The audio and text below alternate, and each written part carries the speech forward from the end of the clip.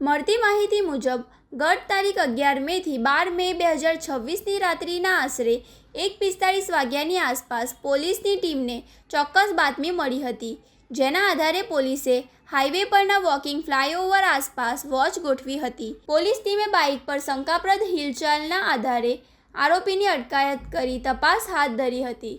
પોલીસે ઝડપેલા 2 ઈસમ પાસેથી પીડી સેલોટેપમાં વીંટાયેલો ગાંજો અને ચરસ મળી આવ્યું હતું.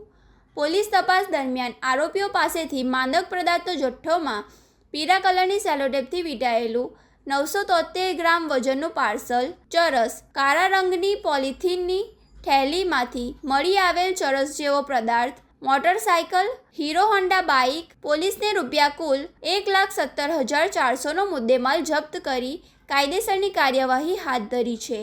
પોલીસે સ્થળ પરથી અગાઉ તોફિક મુસ્તાક શેખ અને મહેન્દ્ર મુકેશ વસાવાને ઝડપી પાડ્યો હતો, જ્યારે આ અંગે અંકલેશ્વર બી ડિવિઝન પોલીસને તપાસ સોંપવામાં આવતા પોલીસે તપાસ શરૂ કરીને આ જ ગુનામાં સુવેજ ગુલામ શેખ, જે અગાઉ વોન્ટેડ હતો, તેને પણ પોલીસે ઝડપી પાડ્યો છે. બી ડિવિઝન પોલીસે આ મામલે ગુનો નોંધી નશાના કારોબારના છેડા ક્યાં સુધી જોડાયેલા છે તે દિશામાં આગળ તપાસ શરૂ કરી છે.